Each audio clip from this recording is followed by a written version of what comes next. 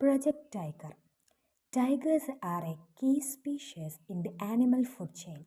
By 1973, India's tiger population had dropped to just 1,827 from an estimated 55,000 at the start of the century.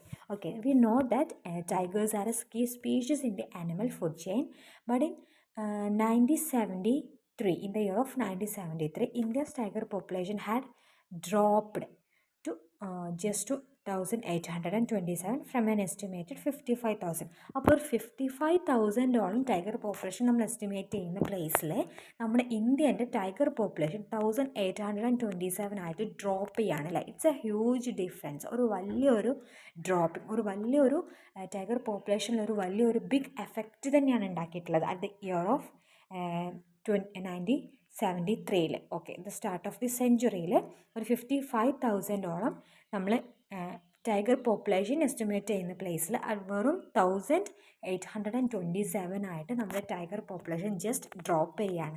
Okay, അതിന് ഒരുപാട് reasons ഉണ്ട്. എന്തൊക്കെയാണ്?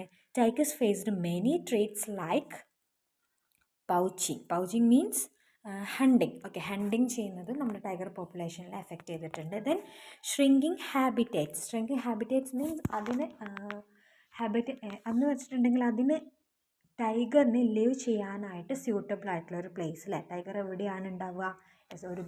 ഒരു huge ആയിട്ടുള്ള ഒരു ഫോറസ്റ്റിലാണ്. ഒരു ചെറിയ ഫോറസ്റ്റ് പോരാ, അതിന് നിൽക്കണമെന്നുണ്ടെങ്കിൽ അത്രയും അതിൻ്റെ അറ്റ്മോസ്ഫിയർ വേണം അല്ലേ. ഓരോ ആനിമൽസിനായാലും നമ്മുടെ ഹ്യൂമൻസിനായാലും നമുക്കും എന്ത് വേണം? ലിവ് ചെയ്യാനായിട്ട് സ്യൂട്ടബിൾ ആയിട്ടുള്ള പ്ലേസസ് വേണം അല്ലേ. നമുക്ക് ഏറ്റവും കംഫർട്ട് ആയിട്ടുള്ള പ്ലേസ് വേണം. അതുപോലെ തന്നെ ഓരോ ആനിമൽസിനും ഓരോ ബേർഡ്സിനും ഒക്കെ എന്തുണ്ടാവും? അവരുടെ കംഫർട്ട് ആയിട്ടുള്ള പ്ലേസുകളുണ്ട് അല്ലേ. അവർ ലിവ് ചെയ്യുന്ന പ്ലേസസ് ഉണ്ട്. അതുപോലെ നമ്മുടെ ടൈഗർ നിൽക്കുന്ന ആ ഒരു പ്ലേസ് അല്ലെങ്കിൽ ആ ഒരു ഫോറസ്റ്റ്, അതിൻ്റെ എമൗണ്ട് കുറയുന്നതും ടൈഗർ പോപ്പുലേഷനെ എഫക്റ്റ് ചെയ്തിട്ടുണ്ട്. ഓക്കെ, ഷ്രിങ്കിങ് ഹാബിറ്റേറ്റ്സ് എന്നുള്ളതിൻ്റെ എക്സാക്റ്റ് മലയാളം എന്ന് പറയുന്നത് ചുരുങ്ങിക്കൊണ്ടിരിക്കുന്ന ആവാസ വ്യവസ്ഥ അല്ലേ. ഹാബിറ്റേറ്റ്സ് മീൻസ് ആവാസ വ്യവസ്ഥ, അതായത് അവയ്ക്ക് നിൽക്കാനുള്ള ആ ഒരു പ്ലേസ് അല്ലെങ്കിൽ അവർക്ക് ലീവ് ചെയ്യാനായിട്ടുള്ള ആ ഒരു സ്യൂട്ടബിൾ ആയിട്ടുള്ള പ്ലേസുകൾ, അതിന് സ്യൂട്ടബിൾ ആയിട്ടുള്ള ക്ലൈമറ്റുകൾ, അങ്ങനെയുള്ള കുറേ സംഭവങ്ങളുണ്ട് അല്ലേ. അതിൻ്റെ ഒരു കുറവും ഈ ഒരു ടൈഗർ പോപ്പുലേഷനെ എഫക്റ്റ് ചെയ്തിട്ടുണ്ട്. ദെൻ ലെസ് പ്രേ മീൻസ് ഇര, അതിൻ്റെ ഫുഡ് ഇല്ലാതാവുന്ന, അതിൻ്റെ ഫുഡ് കുറയുന്നതും അതിൻ്റെ പോപ്പുലേഷനെ എഫക്റ്റ് ചെയ്യുന്നുണ്ട്. And growing human populations.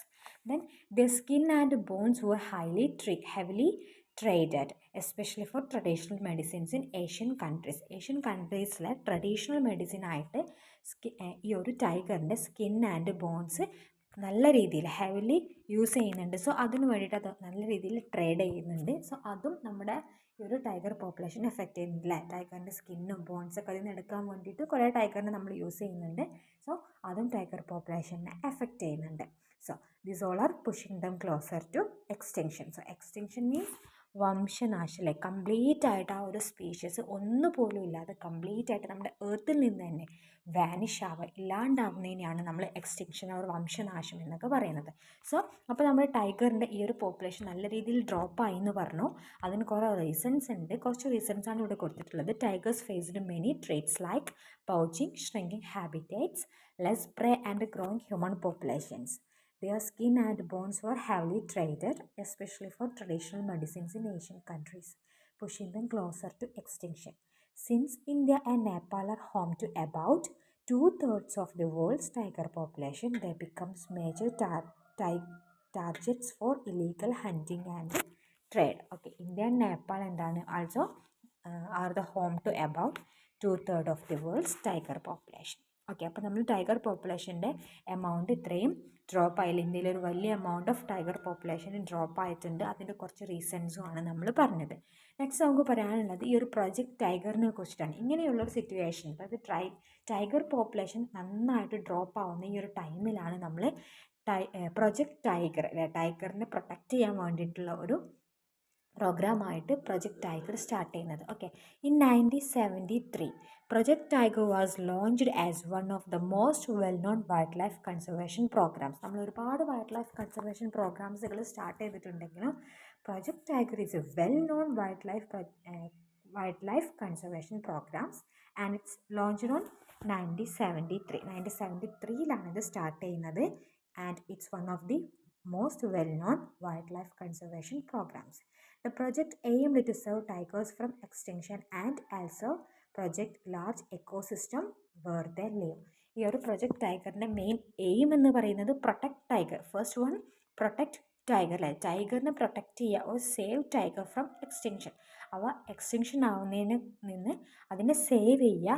And also protect large ecosystems where they live. നമ്മൾ പറഞ്ഞു അല്ലേ, അതിന് ലീവ് ചെയ്യാനുള്ള അറ്റ്മോസ്ഫിയർ, അതിന് ആ ഒരു കംഫർട്ട് സോൺസ് ഇല്ലാണ്ടാവുന്നുണ്ട്. അപ്പോൾ അതുകൂടി നമ്മൾ എന്ത് ചെയ്യണം, സേവ് ചെയ്യണം. We have to protect the ecosystems that where they live, where the tiger live. Okay, so about the project tiger, it was launched on 1973 and it's one of the most well-known wildlife conservation program. And the project tiger aimed to save tigers from extinction and also protect large ecosystems where they live. Then it's are the famous tiger reserves in India. First one,